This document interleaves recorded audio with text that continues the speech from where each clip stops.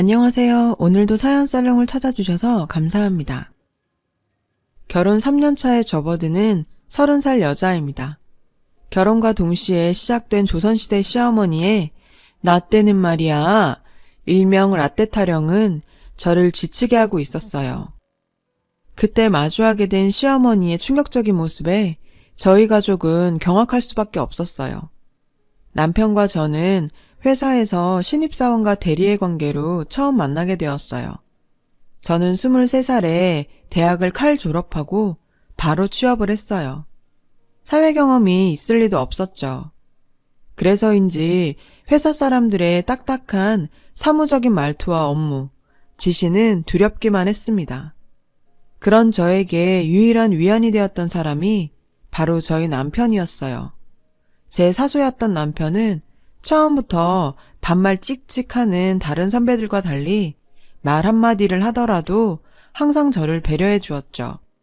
그런 모습에 시간이 지날수록 호감을 가지게 되었습니다. 결정적으로 제가 평소에 동굴 목소리를 가진 사람이 이상형이었거든요. 남편의 배우 이병헌 씨 같은 중저음의 목소리는 제가 끌릴 수밖에 없었죠. 업무 특성상 외근도 자주 나가고 함께 붙어 있을 시간도 많다 보니까 자연스럽게 저희는 연인 관계가 되었어요.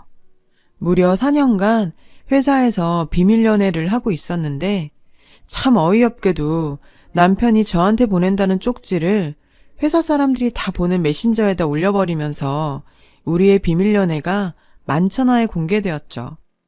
그 계기로 아예 남편은 프로포즈를 했고 저희는 결혼하게 되었어요.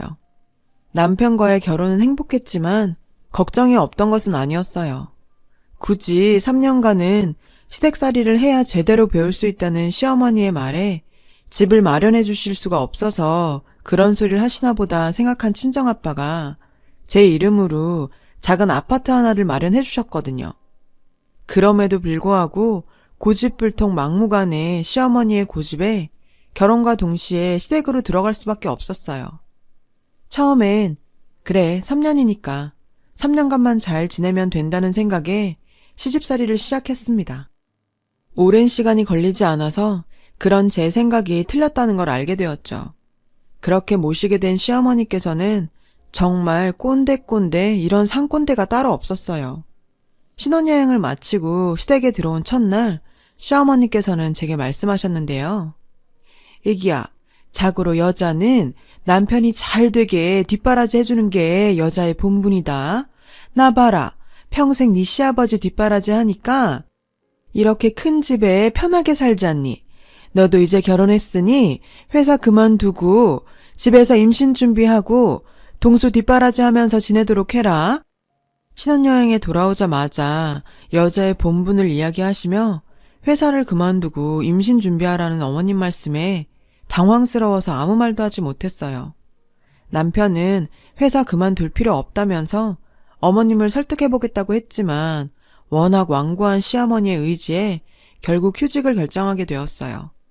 그렇게 시작한 시집살이는 정말 매일매일이 라떼의 연속이었죠.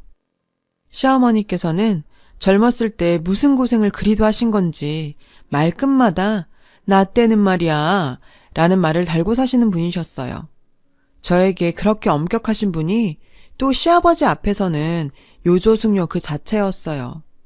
무역업을 하시던 시아버지는 1년의 반은 외국에 나가 계셔서 그런지 시어머니는 시아버지가 집에 있으시면 매끼 으리으리한 밥상을 차리시고 결혼 생활이 30년이 넘었는데도 여전히 신혼 같아 보일 정도였어요. 솔직히 그 모습 하나는 정말 배우고 싶고 보기 좋아 보였죠. 하지만 저한테만큼은 모질고 엄격한 시어머니셨어요. 날이 갈수록 간섭의 정도는 심해졌고 결혼 3개월쯤 흘렀을 무렵이었나요? 자고 일어났더니 거실이 시끌시끌해서 문을 여는 순간 제 눈을 의심할 수밖에 없었는데요. 거실에서는 산처럼 쌓인 절인 배추와 함께 그곳에는 저희 엄마와 제 막내 동생이 앉아서 배추를 다듬고 있는 거예요. 엄마가 여기 왜 있어? 수진이 너는 여기 왜 있고? 내가 좀 불렀다. 나 때는 말이야 며느리 친정 식구들이 와서 이렇게 김장도 돕고 다 다 그랬다. 사돈, 제 말이 맞죠? 엄마는 떨떠름한 표정으로 배추를 만지고 계셨고, 게다가 고등학생인 제 막내 동생 역시 마지못해 끌려온 느낌이었어요. 너무 황당한 나머지 저는 조용한 곳으로 시어머니를 모시고 가서 조심스럽게 말씀드렸죠. 어머님, 저한테 말씀 먼저 하시지 그랬어요. 저희 엄마 몸도 안 좋으시고 수진이 공부도 해야 하는데 저한테 시키시면 되지 친정 식구까지 부를 필요가 있나요? 어머, 얘 또 모르는 소리 한다. 내가 말했잖니. 너희 친정 식구들이 와서 도와주고 그러면 네 시아버지나 남편한테 얼마나 점수를 따겠니? 나 때도 다 그렇게 점수 따고 했다. 알겠니? 본인이 어떻게 살아왔는지는 모르겠지만 제 상식선에서는 도저히 이해되지도 않고 이해하고 싶지도 않았어요. 그래도 겨우 결혼 3개월 된 며느리가 시어머니의 말에 반박하기는 쉬운 일은 아니었어요. 김장하는 내내 시어머니의 나 때는 말이야는 계속 이어졌어요. 겨우 저희 친정 엄마보다 3살밖에 많지 않으면서도 본인 시절 이야기를 하는 통에 저희 막내 동생이 저런 꼰대는 처음 본다고 말할 정도였거든요.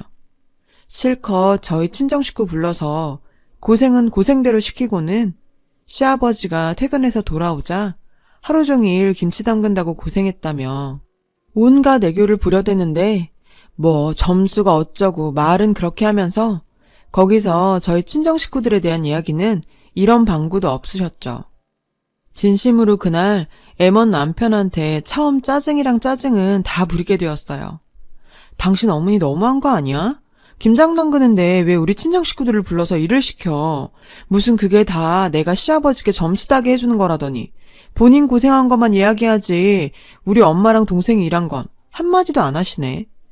참나, 점수는 무슨 내가 뭐 사격판이야?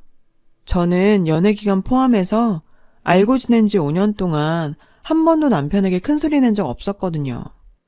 제가 눈물 뚝뚝 흘리면서 화내는 모습에 남편도 많이 당황한 모습이었습니다. 본인도 어머님의 그런 모습은 잘 알고 있었지만 이 정도인 줄 몰랐다면서 조용히 이야기해보겠다며 저를 달랬죠. 하지만 이게 또 문제의 시발점이 될 거라고는 생각도 못하고 있었어요. 저도 불만을 잘 숨길 수 있는 사람이 아니다 보니 김장 사건 이후 표시가 났는지 어머니께서 화난 얼굴로 저를 부르셨어요. 너 잠깐 와봐라.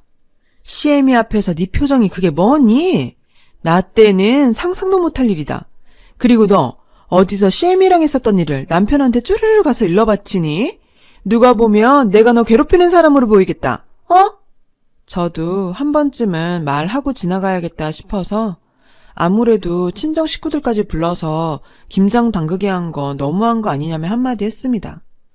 어머님께서는 정말 불같이 화를 내셨는데요.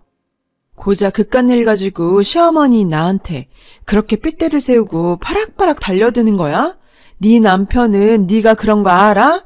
자고로 여자는 집안에 분란 안 일으키고 조신하게 남편 뒷바라지하면 되는 것을 너는 이 집에 들어온 지 얼마나 됐다고 이렇게 분란을 일으키고 있어? 매번 여자로서는 어째야 한다느니 남편의 성공을 바라는 게 여자의 자세라느니 조선시대적 사고에 머물러 있는 시어머님은 심지어 정치 성향에까지 관여하셨는데요. 너 이번 선거 투표 무조건 내가 추천하는 후보 찍어라. 네 나이 때는 어른들이 추천해주는 사람 찍으면 된다. 알겠니? 너무 황당한 제안에 처음에는 무슨 소린가 했어요. 시어머니는 자신이 원하는 후보를 찍으라며 투표하고 나서 꼭 사진 남겨서 본인한테 검사받으라고 하셨죠. 투표지 사진 찍는 건 선거법 위반이라며 그렇게 말씀드려도 막무가내였고요. 저도 시어머니의 꼰대스런 행동에 지쳐갖고 그저 한 귀로 듣고 한 귀로 흘리면서 빨리 분가하는 날만 기다리던 중 우연히 시어머니의 비밀스런 통화를 듣게 되었어요. 제가 나간 줄 아셨는지 어머님은 거실에서 스피커폰으로 전화를 하고 계셨어요. 하하, 우리 또 언제 봐요? 저번에 바다 여행 좋았는데 또 한 번 가요. 그이 내일 일본 출장 가니까 내일 볼까요? 휴대폰 스피커에서는 남자 목소리가 흘러나왔고 어머님의 행동은 마치 시아버지를 대할 때처럼 살가운 모습이었죠. 제가 방문을 열고 나가자 어머님은 순간 제 인기척을 느꼈는지 허둥지둥 전화를 끊으셨죠. 무척이나 당황한 모습이셨는데요. 사실 그때까지만 해도 정확히 무슨 대화인지 알지도 못했어요. 이 일이 시댁을 발칵 뒤집어 놓을 일이 될 거라고는 생각도 못했었죠. 그렇게 시간이 흘러 휴직한 지 1년이 되면서 저도 슬슬 복직 준비에 나섰습니다. 시어머니와의 갈등은 점점 고조되었어요.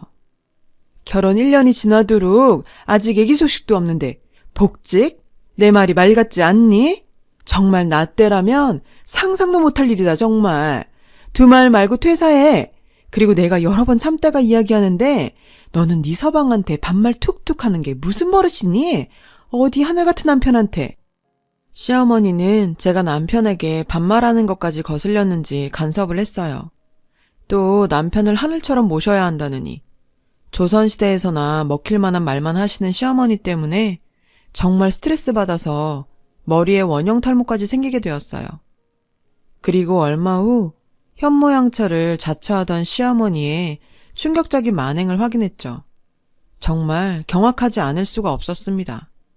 모 트로트 프로그램을 시청하던 중에 순간 관객석에서 시어머니를 본 것 같은 기분이 들어서 다시 돌려봤더니 의심의 여지 없는 시어머니셨고 환하게 웃고 있는 시어머님과 손을 꼭 잡고 공연을 보고 있는 남자를 보는 순간 저는 몇 달 전 어머님과 통화하던 그 남자라는 걸 한눈에 알아볼 수 있었어요.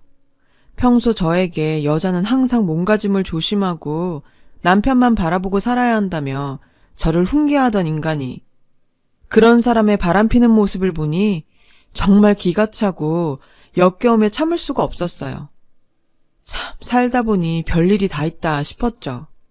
시어머니의 불륜 사실을 알게 되고 나니 뭔가 참 난감하더라고요.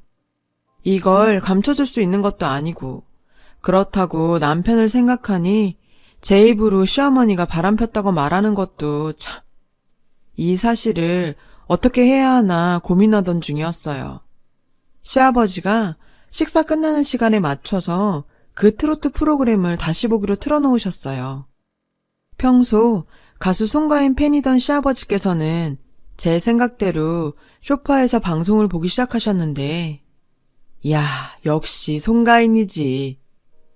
방송을 보시면서 흡족해 하시는 시아버지께 죄송한 이야기였지만 시아버지께서 꼭 알아보시고 이 문제를 해결해 주길 바랬습니다. 시아버지는 그 트로트 방송이 끝나고도 한동안 가만히 TV만 보고 계셨어요. 사실 방송에 잠깐 나오는 시어머니의 모습을 알아차리는 건 쉽지 않다고 생각은 했어요. 아버님께서 방송을 보고도 아무 말씀이 없으셔서 역시나 못 알아보셨나 보다 생각하고 방으로 들어가려는 찰나 시아버지의 한마디는 가족 모두를 그 자리에서 얼어붙게 만들었어요. 왜 당신이 내 친구 놈이랑 저기서 손잡고 앉아 있는 거야? 너무 아무렇지 않은 목소리로 시아버지께서는 시어머니께 읊조리셨어요. 아무렇지 않은 목소리와 달리 시아버지는 손까지 부들부들 떨고 계셨고 순간 시어머니의 얼굴은 핏기 하나 없이 창백해져 버렸는데요. 아니야, 그게 민수씨. 공연장에서 우연히 만났어. 손을 잡다니. 당신이 잘못 본 거겠지. 오해야.